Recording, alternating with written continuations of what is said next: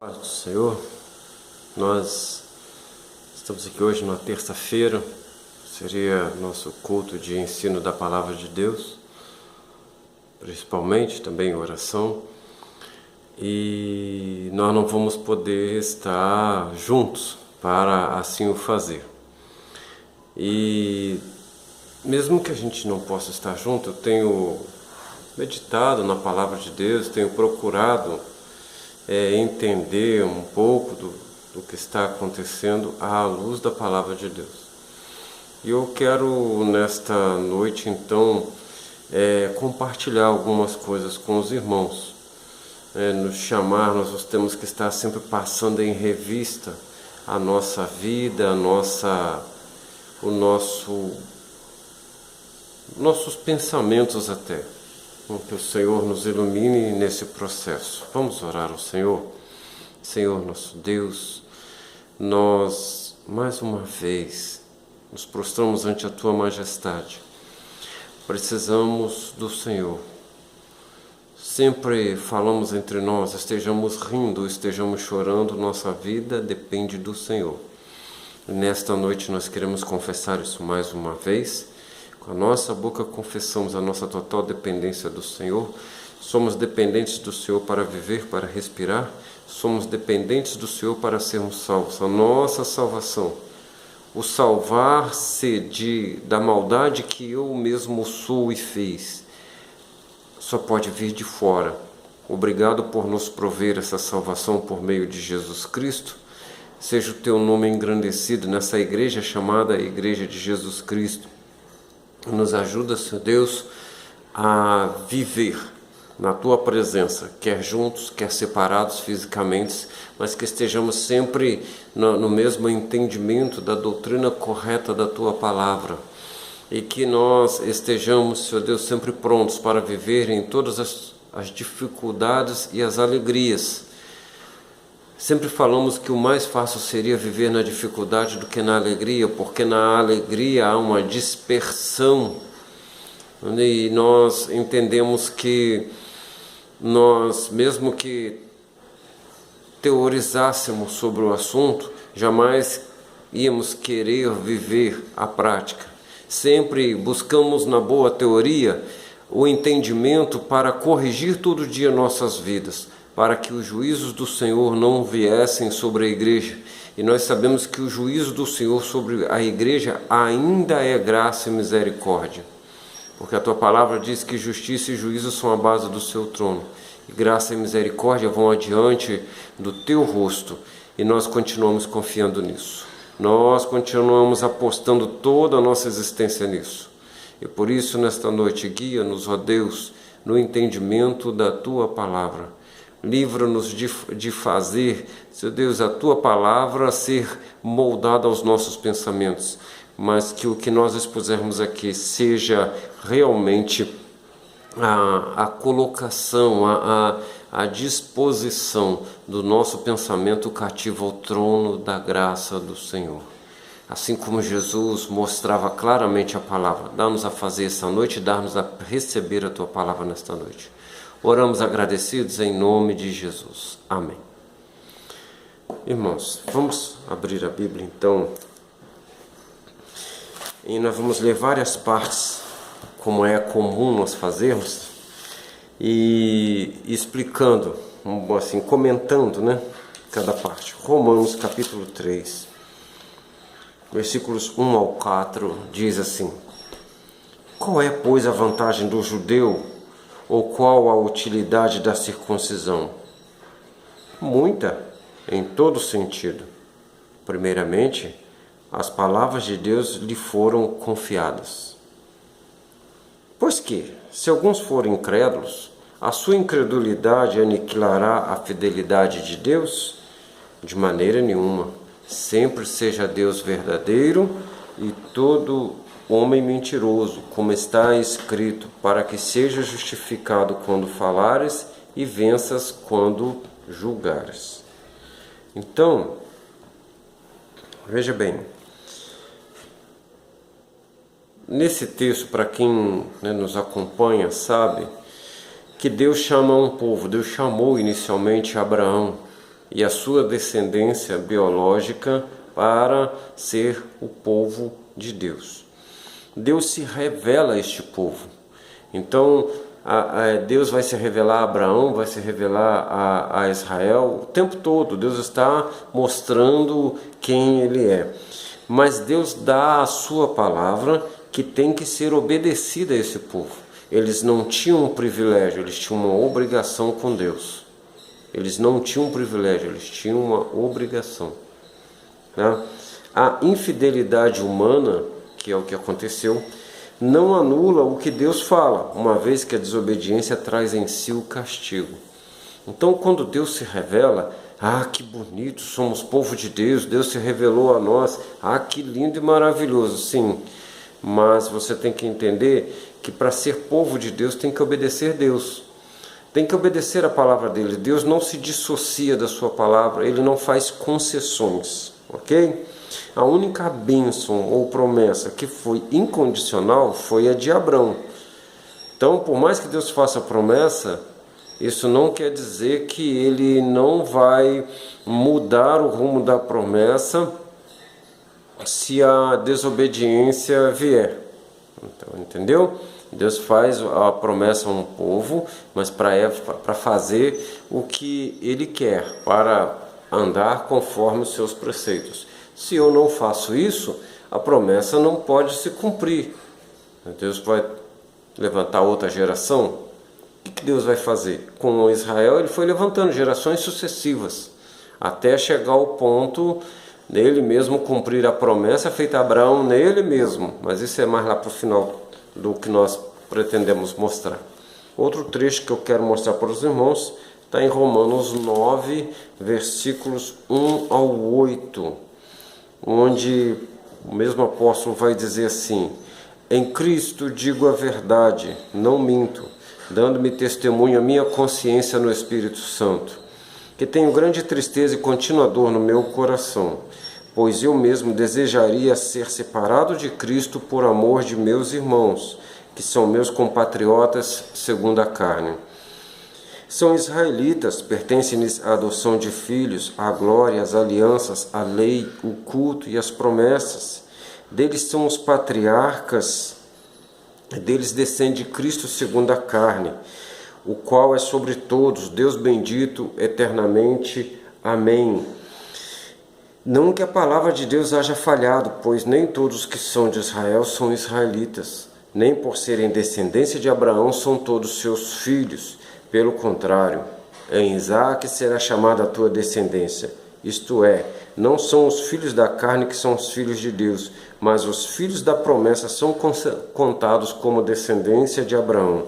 Pois a palavra da promessa é esta: por este tempo virei, e Sara terá um filho. Ele diz até o versículo 18 só.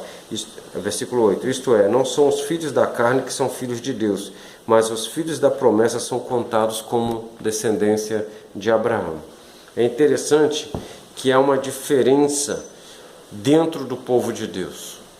Aqui é interessante que tanto Isaque como Ismael eram filhos de Abraão. Mas é interessante que um era da promessa, era o projeto de Deus, o outro não. Tá? Então, nós podemos transportar isso para os nossos dias. Podemos dizer que entre o povo de Deus, uns são os filhos da promessa e outros são pela carne. Uns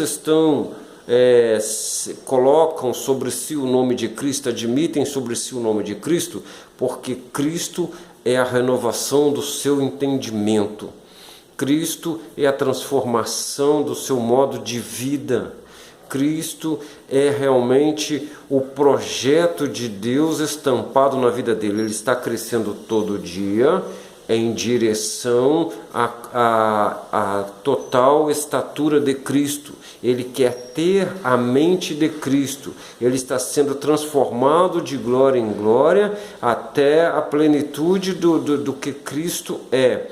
Para que quando o Senhor vier buscar a sua igreja, o próprio Cristo, ele possa ser um dos seus irmãos, um semelhante a ele.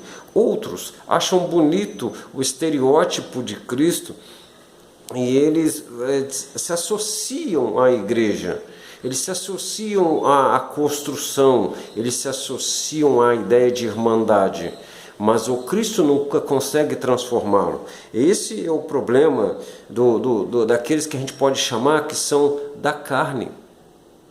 Eles são da carne. Veja bem, com Ismael, isso se deu por uma origem biológica. Você pode dizer, não, mas lá em Ismael houve um erro familiar que produziu uma revolta. Enfim, não é interessante que com a igreja isso não é verdade. Todos nós somos buscados por Deus no mesmo lugar. Olha só, Romanos 9, 21. Ou não tem o oleiro poder sobre o barro para da mesma massa fazer um vaso para a honra e outro para a desonra? Eu quero chamar a atenção aqui a ideia do mesmo barro. Do mesmo barro. Para pensar essa ideia do mesmo barro. Como igreja, como povo de Deus. De onde nós viemos? De onde nós viemos? Vamos ler mais um trecho que nós vamos chegar aí, vamos amarrar, vamos pegar esses fios soltos aí. Romanos 10, 1 a 4. Irmãos, o desejo do meu coração e a oração a Deus por Israel é para que se salvem, pois lhes dou testemunho de que têm zelo de Deus, mas não com entendimento. Visto que não conheceram a justiça de Deus e procuraram estabelecer sua própria justiça, não se sujeitaram à que vem de Deus. O fim da lei é Cristo para a justiça de todo aquele que crê. O fim da lei é Cristo para a justiça de todo aquele que crê. Ora, o fim da lei é Cristo. É ser como Cristo, o Filho amado, que procura em tudo agradar o Pai da forma prescrita pelo Pai. A palavra de Deus não faltou, a palavra de Deus já era dada, mas não havia na terra nenhum homem que pudesse cumprir a palavra de Deus, ser um homem segundo o coração de Deus. Não havia. Quando Cristo vem, Ele vai dar o que faltava, Ele vai dar o Espírito Santo, para que os homens entendam que a transformação vem de Deus para o nosso interior, e então de dentro do nosso interior, por Deus, é que nós vamos agradar a Deus. Então nós precisamos dessa transformação no nosso interior. Não importa a nossa origem, se viemos da prostituição, se viemos da idolatria, do paganismo, de religiões totalmente contrárias a Deus, não importa. Não importa. É interessante que dessa massa toda Deus vai fazer um povo para si. O importante é que no meio dessa massa toda a loucura da pregação chega e vai produzir fé, e o Espírito Santo vai convencer do pecado, da justiça e do juízo, e daí vai formando pessoas para si. Irmãos, esse processo sempre existiu. Esse processo de Deus ir formando do mundo todo pessoas para Ele sempre existiu. Deus chamou Abraão, ele era um sírio, um arameu. Ele não era uma pessoa que se possa dizer que ele tinha biologicamente alguma coisa que agradava a Deus. Mas depois, durante a história de Israel, você vai observar que Deus vai agregando em Israel pessoas. Para pensar. Deus agregou dentro de Israel, por exemplo, na família principal de Israel, Deus vai agregar ali, por exemplo, a esposa de José lá no Egito, a esposa de Moisés, que era uma etíope. Olha só que interessante, vai agregar a Raabe, vai agregar a Ruth. Você vai observando ali que Deus ele tem como seu povo, não é o povo de Israel segundo Abraão, segundo a carne, é segundo a promessa. E a promessa é para aquele que crê. Então já no tempo da lei, Deus já agregava pessoas de diversas nacionalidades ou etnias, ele já agregava no povo dele, porque o negócio era fé, o negócio era realmente viver segundo a vontade dele. O negócio não era exatamente viver conforme uma predominância, conforme um status que eu pudesse medir como homem. Era depender totalmente. Raabe, ela se entrega ao povo de Israel. Ruth fala assim: o seu Deus será o meu Deus, se referindo ao Deus de Israel. Então, nós vamos observar aqui realmente que o Senhor, Ele está há muito tempo chamando gente de todo jeito para Ele. Ele está metendo a mão na massa e produzindo vasos para Ele, tá? E Deus quer vasos de honra. Continuando, Romanos 11, versículos 1 a 12, vai nos chamar a atenção o seguinte: digo, pois, rejeitou Deus o seu povo? De modo nenhum. Também sou israelita, o apóstolo falando, da descendência de Abraão, da tribo de Benjamim. Deus não rejeitou o seu povo que antes conheceu. Ou não sabeis o que a Escritura diz de Elias, como instou perante Deus contra Israel: Senhor, mataram os teus profetas, derrubaram os teus altares, e só eu fiquei, e buscam tirar-me a vida. Mas que ele diz a resposta divina?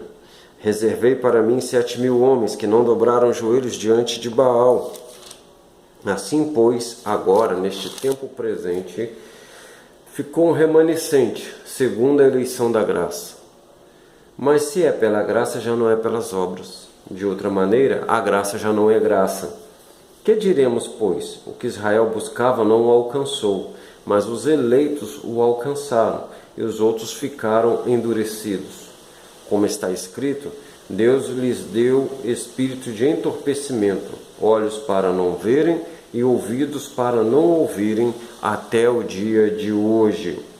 E diz Davi: torne-se-lhes a mesa em laço e armadilha, em tropeço e retribuição. Escureçam-se-lhe os olhos para não verem, e curvem-se-lhes continuamente as costas. Digo-lhes, pois, tropeçaram para que caíssem? De modo nenhum. Mas pela sua queda veio a salvação aos gentios, para os incitar ao ciúme. Ora, se a sua queda é a riqueza do mundo e a sua diminuição a riqueza dos gentios, quanto mais a sua plenitude. Veja bem, a história da inserção dos gentios como sacerdócio e reino de Deus, do Deus vivo, faz ver que ninguém tem privilégios ao nascer, mas que todos necessitam da graça divina e podem alcançá-la pela fé em Jesus Cristo. Então, nós já falamos aqui da inserção dos gentios no meio do povo do Israel antigo, antes do ministério de Jesus.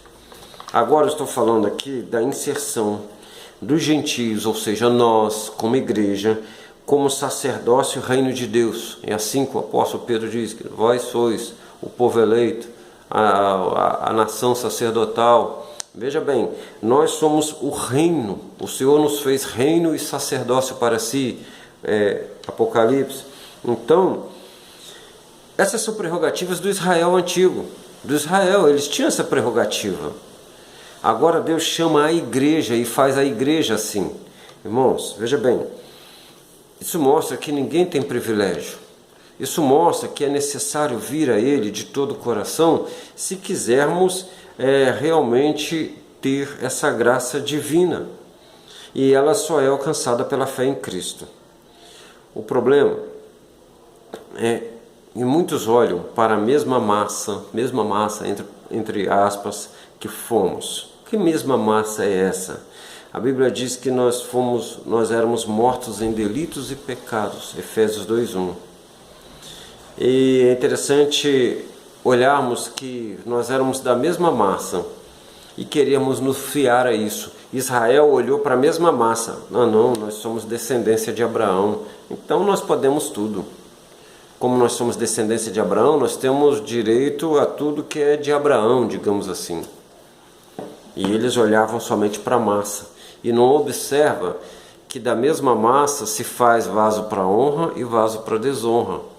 Então, quem realmente recebe a palavra de Deus como palavra de Deus e vai sendo moldado por ela e vai passando a vergonha de reconhecer que ele não é, mas que Cristo é nele, pode ser através dele, Cristo é em si e pode ser através dele, é reconhecer que o caminho que ele trilhava era um caminho de vergonha, então ele começa a ser transformado em um vaso de honra. Quem fica olhando para a massa e fala assim, é tudo igual, é tudo igual. E aí ele não percebe que pelo seu procedimento ele acaba não alcançando, apesar de ser a mesma massa inicial, ele acaba não alcançando. Então, meus queridos, nessa noite eu quero deixar bem claro para os irmãos que a origem comum não dita os caminhos que resolvemos percorrer. Romanos 11, 8 a 10. Como está escrito, deu-lhes espírito de entorpecimento, olhos para não verem e ouvidos para não ouvirem, até o dia de hoje. Eu já falei isso há alguns dias atrás, numa de nossas pregações. E diz Davi, olha só, torne-se-lhes a mesa em laço e armadilha, em tropeço e retribuição. Olha só o que está nesse versículo. O que é a mesa? A mesa é a comunhão, é a intimidade. Pode observar que no ministério terreno de Jesus ele usou a mesa muitas vezes. Jesus vai falar da mesa muitas vezes, ele vai estar à mesa com os discípulos. Pessoas que não são seus discípulos se achegam à mesa e ele permite estar. Você observa que a mesa já é um ponto de contato na cultura hebraica. A mesa é onde você só chama a mesa, só se senta à mesa com quem você tem algum grau de intimidade, com quem alguém você tem amizade, senão você não senta à mesa. E é interessante que agora o Davi vai dizer assim, torne-se-lhes a mesa em laço e retribuição. Ora, mas era para ser comunhão, por que virou laço? É porque eu vou à mesa indignamente, eu vou à mesa, mas Deus não está em mim. Eu quero estar na mesa de Deus, mas não quero que Ele esteja em mim. Eu estou na mesa de Cristo, mas não quero que Ele seja em mim. No final das contas, eu não sou amigo. Aconteceu com Judas, os Iscariotes. Então, veja bem, estar à mesa fisicamente não é estar à mesa espiritualmente. Estar à mesa apenas por aparência é ser filho da carne, não é ser filho espiritual. E é interessante que a comida de Jesus é fazer a vontade do Pai. O que é servido na mesa de Jesus realmente é a vontade do Pai, é a palavra do Pai. E é interessante que o Jesus da mesa, aquele anfitrião, ele diz assim, olha, eu não vim julgar ninguém. A palavra que eu falo é que julga. Por quê? Porque hoje a palavra está dizendo, vem a mim, eu vou vos aliviar, vem a mim, deixa eu transformar você. Mas se eu escondo algumas coisas, as quais eu não deixo o Senhor transformar, Ele não vai permitir eu entrar no seu reino. Não vai entrar qualquer coisa lá que esteja em desacordo com a pureza e a santidade do reino, com a entrega ao reino. E essa entrega é o que eu sou fisicamente e o que eu sou espiritualmente. É tudo que eu sou, tudo que o Senhor me deu. Então aqui, o Senhor Jesus, continuando parafraseando o Senhor Jesus vai dizer assim, olha, a palavra que eu digo é que vai julgar. Olha aquela palavra de carinho que ele falou comigo, só que aquele carinho não é um carinho como se fosse de uma prostituta, que fala por interesse, que é para qualquer um aquela palavra. Não, aquela palavra é para quem quer ser filho. Para quem não quer, ela será a regra do juízo naquele grande dia, no dia do Senhor. E a Bíblia diz aqui, torne-se-lhes a mesa em laço e armadilha, em tropeço e retribuição. O que é retribuição? Juízo. E o que é tropeço? É eu fazer confusão com a amizade, com o carinho de Deus, com a adoção de filhos. É eu que faço. Então, o que vai acontecer é o seguinte: da mesma massa, mas percorreram caminhos diferentes. Da mesma massa, mas uns vasos de honra e outros vasos de desonra. Isso já aconteceu antes e continua acontecendo. Queridos, por muito tempo vimos entre o povo de Deus uma mistura muito grande. Muito grande. Agora deixa eu contextualizar, contemporaneizar o que essa meditação. E eu louvo a Deus porque eu falo isso já há muitos anos. Então eu não tenho que fazer aqui uma exegese de jornal, né? Eu já venho falando sobre a verdade de Deus, sobre os juízos que Deus vai trazer sobre a terra há muito tempo. Nós vemos então durante muitos anos uma mistura entre o povo de Deus. Quando passar essa onda de hoje dia 7 de abril de 2020, quando passar essa onda de juízo, que não vai ser a última antes da volta de Cristo, com certeza não vai, ainda tem coisas muito maiores, veremos a diferença. E esse veremos a diferença, eu inferi de Malaquias 3,18. Malaquias 3,18 vai dizer assim: então vereis a diferença entre o justo e o ímpio, entre o que serve a Deus e o que não serve. Malaquias é profeta pós-exílico, ele está falando para o povo que voltou do exílio da Babilônia. Eles voltaram do exílio da Babilônia. Deus fez um milagre, talvez maior do que o do Egito, e eles já estavam aprontando. Mas eu quero ler Malaquias a partir do capítulo 3, a partir do versículo 13, que diz assim: as vossas palavras foram agressivas para mim, diz o Senhor. Mas vós dizeis: que temos falado contra ti? Vós dizeis: inútil é servir a Deus. O que nos aproveitou termos cuidado em guardar os seus preceitos e em andar de luto diante do Senhor dos Exércitos? Mas agora nós reputamos por bem-aventurados os soberbos. Os que cometem impiedade certamente prosperam, e até os que tentam ao Senhor escapam. Então aqueles que temiam ao Senhor falaram uns aos outros, e o Senhor atentou e ouviu. Um memorial foi escrito diante dele para os que temiam o Senhor e para os que se lembravam do seu nome. Eles serão meus, diz o Senhor dos Exércitos, minha possessão particular naquele dia que preparei. Poupá-los-ei como o homem poupa a seu filho que o serve. E aí vem o versículo 18. Então vereis outra vez a diferença entre o justo e o ímpio, entre o que serve a Deus e o que não o serve. Eu quero, nesta noite, dizer, amada igreja, deixemos o juízo para quem não recebe a Jesus. Quem já uma vez ouviu a palavra, não pode entrar em juízo.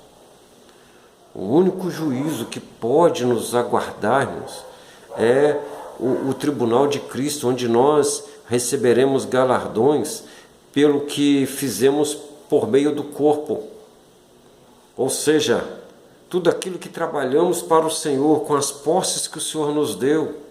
Porque nós somos mordomos do Senhor. As nossas posses são para servir ao Senhor. A posse do tempo, a posse do dinheiro, a posse da saúde, a posse dos dons naturais. E outras coisas mais, a inteligência, sabe? Enfim, está tudo dentro do que eu já falei. Então, veja bem, não sejamos filhos da carne, tá? Os filhos da carne daria no mesmo, tá? É a mesma coisa que não receber a Jesus. Quem é filho da carne, se dizendo igreja de Jesus, mas anda em pecado oculto, anda fazendo menos do que poderia fazer na obra de Deus, vai acabar dando mesmo. Eu já expliquei várias vezes na igreja, irmãos, qual é a distância segura do que me poderia condenar. É a maior que tiver. Não é 1 milímetro, não. Eu não posso passar daqui para lá. Não, meu querido. Você sabe que você não pode passar daqui para lá? Anda quilômetros de distância desse tal daqui. Porque uma hora você passa e não vê. Porque você começa a tentar ao Senhor. Então, veja bem. Nós estamos vendo essa onda, né, que está acontecendo nesse ano de 2020, porque isso já não é novo, já não era novo no mês de março e a gente não sabe até quando vai. Mas eu quero nesta noite dizer assim: aguardemos os desdobramentos. Como que vai ser o desdobramento? Ou eu digo para você, como que vai ser o desdobramento na sua vida? Tá bom do jeito que tá? Com isso é bom que a minha mente já fica mais sossegada, porque eu não estou mais de frente com as constantes exortações. Olha, você tem que fazer o melhor para o Senhor. Olha, você tem que dar ao Senhor o seu melhor. Não, Deus sabe que eu só posso vir até aqui. É melhor assim, não é? Então eu quero te dizer nesta noite, irmãos, não se contente. Não se contente. Lembra da palavra que nós, quando estávamos juntos, falava: olha, cuidado que o que você perde hoje, porque você entregou, você não vai recuperar mais. Você não vai ter acesso mais a isso. O que está perdido, está perdido. Olha só uma coisa interessante no nosso país. Nosso país tem uma cultura de inflação. Então, tudo que sobe de preço por algum motivo, vamos falar assim, bem contextualizado, álcool em gel, ele vai subir de preço. Quando passar toda a onda, vai sobrar álcool em gel para muito lugar, pode ser que ele volte aos preços de setembro do ano passado, de outubro, talvez até de dezembro. Pode ser janeiro desse ano, pode ser. Ele não vai voltar. Ah, mas a economia vai estar estagnada, vai abaixar o preço. A economia do Brasil já foi estagnada em outras vezes e os preços estouravam, porque todo mundo quer ganhar muito. Mas o que eu quero chamar é o seguinte: subiu o preço, não volta mais. Tá? No Brasil tem esse hábito. E eu quero dizer uma coisa para você. No mundo espiritual, aquilo que você entrega, você não vai ter mais, porque nem você vai dar falta. Lembra do que aconteceu com Sansão? Outra vez me levantarei e baterei nos filisteus como das outras vezes. Mas ele não sabia que o Espírito do Senhor já tinha retirado dele. Ele não sabia. O que é bom a gente prestar atenção, que conforme a gente vai entregando, também o Espírito de Deus vai saindo. A história de Israel está escrita em 1 Coríntios 10, foi escrita para nós, irmãos, para a gente aprender. Aquela história está ali porque sem aquela história o Novo Testamento seria uma nova religião. Uma nova religião. Aquela história é cheia de coisas que acontecem na vida do crente hoje, e é de profecia que embasa que Cristo é quem Ele diz que é. Para que a nossa fé estivesse firmada na palavra do Deus que disse: no princípio haja luz e houve luz.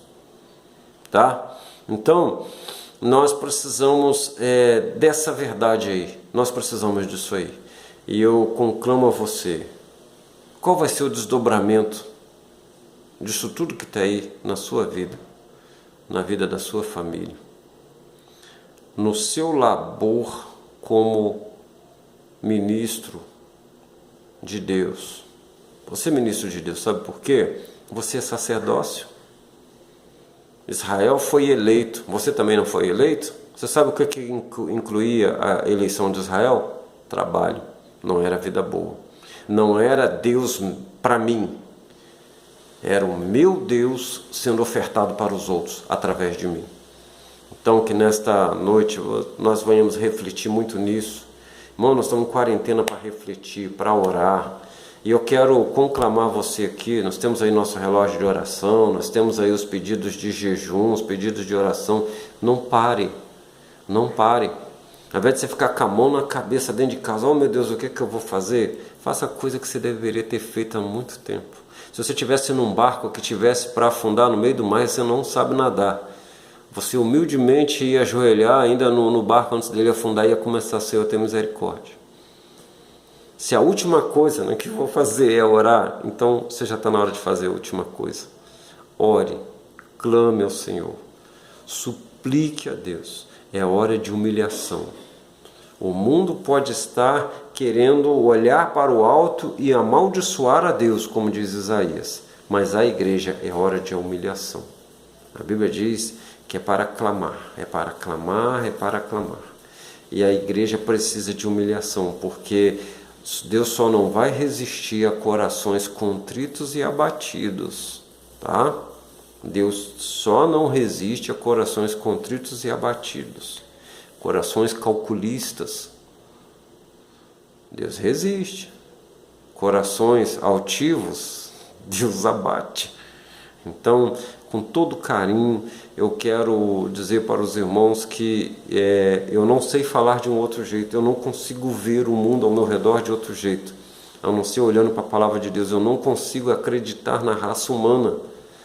Eu só consigo entender que a raça humana tem que se submeter a esse Deus que transforma a raça humana na semelhança de Cristo. Aí então sim. E é por isso que eu optei em viver com a igreja. Porque são essas pessoas que estão buscando a transformação para ser como Cristo. Aí a gente consegue. É verdade que a gente tropeça muito na nossa velha humanidade, mas a nossa humanidade está sendo transformada todos os dias, como pelo Espírito do Senhor. Que Deus abençoe a sua casa, que Deus abençoe a sua família. Fica firme. Não fica andando por ventos, não. Fica firme na palavra de Deus. Leia a Bíblia. Leia a palavra de Deus com muito carinho. Leia. Se ao invés de ficar atrás de notícias, fica firme lendo a palavra de Deus. Que Deus abençoe a todos em nome de Jesus. Amém.